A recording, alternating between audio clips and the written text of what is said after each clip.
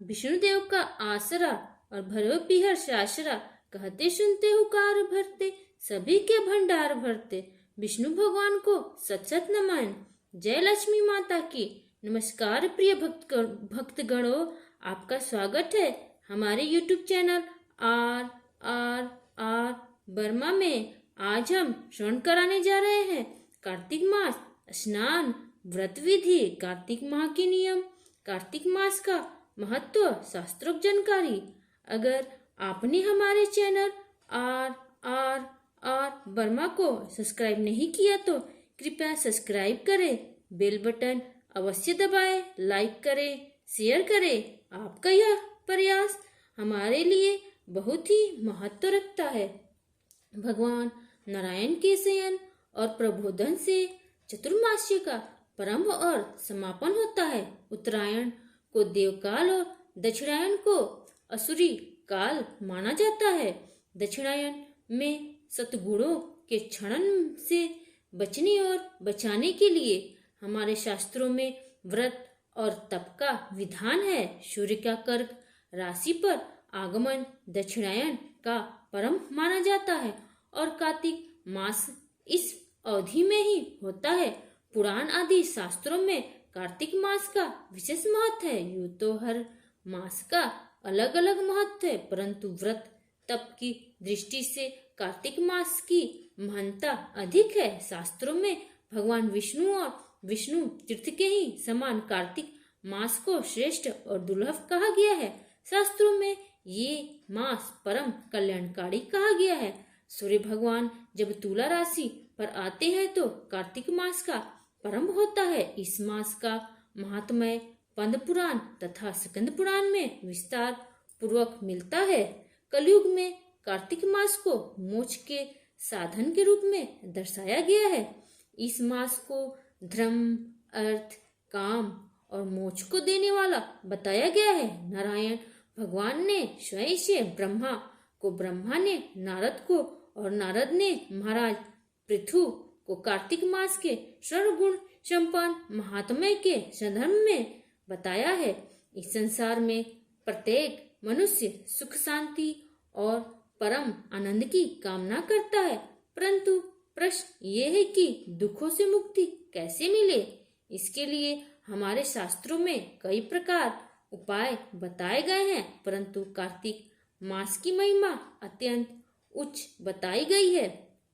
कार्तिक मास व्रत एवं स्नान के नियम। कार्तिक मास में जो भी व्रत आदि रखता है उसे सदा एक पहर रात बजते ही उठ जाना चाहिए। फिर स्तोत्र आदि के द्वारा अपने इष्ट देव की स्तुति करते हुए दिन के बाकी कामों को करना चाहिए। गांव अथवा नगर के अनुसार दैनिक क्रम मल मूत्र त्याग आदि कर उत्तर की मुंह करके बैठना चाहिए। इसके साथ ही दांत और जीवा की शुद्धि के लिए वृक्ष के समीप जाकर निम्न मंत्र का उच्चारण करना चाहिए। आयु बर्ल यशो वर्चः प्रजा पशु वसु नि च ब्रह्मा प्रज्ञा च मेघा च त्वः नो देहि वनस्पते। अर्थात हे वनस्पति, आप मुझे आयु, बल, यश, तेज, संतति, पशु, धन, वैदिक ज्ञान, प्रज्ञा एवं धर्माशक्ति प्रदान करे। इस प्रकार कहकर वृक्ष से दातुन लेनी चाहिए। दूध वाले वृक्षों की दातुन लेना वर्जित माना गया है। वर्तमान समय में दातुन नहीं मिलती, तो जिस तरह व्यक्ति दांत साफ करते आया है वैसे ही करे। दांतों को विधि पूर्वक शुद्ध करके मुंह को जल से धोना चाहिए। इसके बाद कार्तिक का व्रत करने वाले को विधि पूर्वक स्नान करना चाहिए।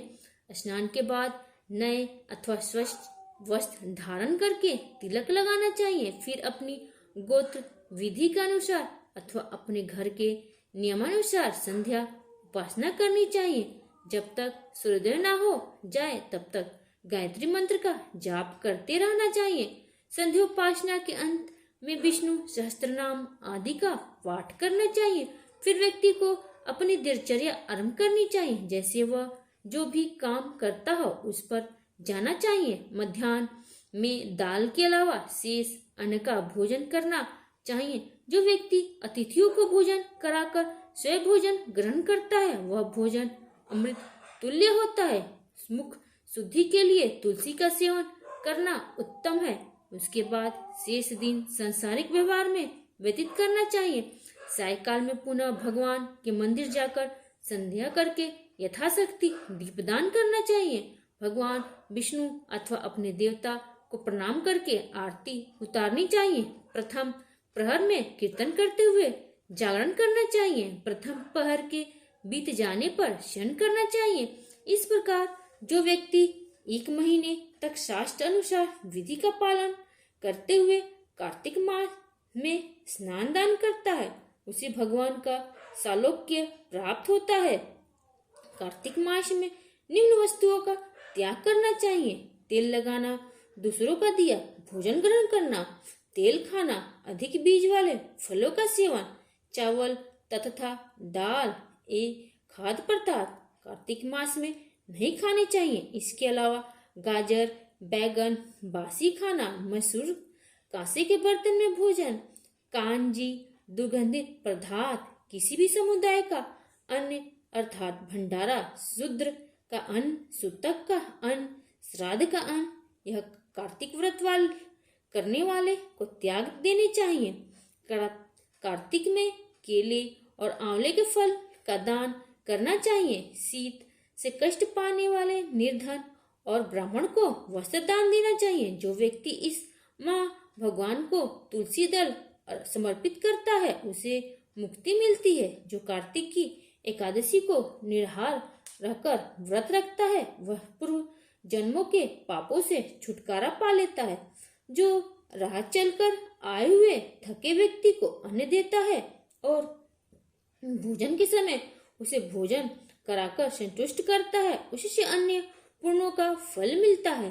कार्तिक में भगवान विष्णु की परिक्रमा करने वाले को पग पग पर अश्वमेध यज्ञ का फल प्राप्त होता है। कार्तिक में भगवान के मंदिरों में चूना सफाई आदि करवाकर उन्हें सुंदर बनाने में सहयोग देने वाले और उनमें भगवान के निर्मित नवीन वस्त्र अलंकार फिट करने वाले को विष्णु के सामीप्य का अनंत अनुभव होता है। कार्तिक मास में प्याज, सिंघाड़ा, सेज, बेर, राई, नशीली वस्तुएं और चिवड़ा इन सभी का उपयोग विवर्जित है। कार्तिक व्रत करने वाले व्यक्ति को देवता, वेद, ब्राह्मण, गुरु, गौ, व्रती, स्त्री और महात्माओं की निंदा नहीं करनी चाहिए। कार्तिक मास में नरक चतुर्दशी को छोटी दिवाली शरीर में तेल लगाना चाहिए। इसके अलावा व्रती मनुष्य को अन्य किसी भी दिन तेल नहीं लगाना चाहिए। व्रत करने वाले को कार्तिक में चंडाल, मलेच्छ, पतित, व्रतहीन, ब्राह्मण, दृषि और वेद बहिष्कृत लोगों से बातचीत भी नहीं करनी चाहिए। कार्तिक स्नान आश्विन माह की पूर्णिमा से प्रारंभ होकर अगले माह कार्तिक माह की पूर्णिमा पर समाप्त होता है। इस पवित्र स्नान को आरंभ करने से पहले आश्विन माह की शुक्ल पक्ष की एकादशी आने पर भगवान विष्णु को प्रणाम कर कार्तिक व्रत करने की आज्ञा लेनी चाहिए। इस तरह से आज्ञा लेने से भगवान प्रसन्न होते हैं और अपने भक्त पर कृपा कर उसे आत्मिक बल तथा मनोबल प्रदान करते हैं। साथ ही ईश्वर अपने भक्त को विधि पूर्वक कार्तिक व्रत करने की सद्बुद्धि देते हैं। सभी 12 मासों में मार्गशीर्ष मास को अत्यंत पुण्यदायक कहा गया है। उससे भी अधिक पुण्य देने वाला वैशाख मास कहा गया है। प्रयाग में माघ मास का अधिक महत्व है तथा इससे भी महान तथा अधिक फलदायक कार्तिक मास को कहा गया है। जब ब्रह्मा जी ने एक तरफ सभी प्रकार के दान, व्रत तथा नियम रखे और दूसरी ओर कार्तिक का स्नान रखकर तौला तो कार्तिक स्नान का पलड़ा भी भारी पाया। भगवान कृष्ण को प्रसन्न करने के लिए आश्विन की पूर्णिमा से लेकर कार्तिक की पूर्णिमा तक प्रतिदिन गंगा जी में स्नान करना चाहिए। यदि गंगा जी नहीं है तब किसी भी नदी, तालाब अथवा पोखर आदि में कार्तिक स्नान करना चाहिए।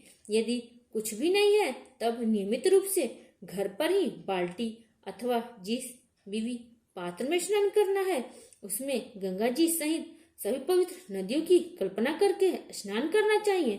देवी पक्ष अर्थात भगवती दुर्गा को प्रसन्न करने के लिए आश्विन शुक्ल पक्ष की प्रतिपदा से कार्तिक कृष्ण चतुर्दशी की महारात्रि आने तक प्रतिदिन स्नान करना चाहिए। श्री गणेश जी को प्रसन्न करने के लिए आश्विन की चतुर्थी से लेकर कार्तिक कृष्ण चतुर्थी तक नियम पूर्वक स्नान करना चाहिए। भगवान जनार्दन को प्रसन्न करने के लिए आश्विन शुक्ल पक्ष की एकादशी से लेकर कार्तिक शुक्ल एकादशी तक प्रतिदिन स्नान करना चाहिए। जो मनुष्य जाने अनजाने कार्तिक मास में नियम से स्नान करते हैं उन्हें कभी यम यातना को नहीं देखना पड़ता।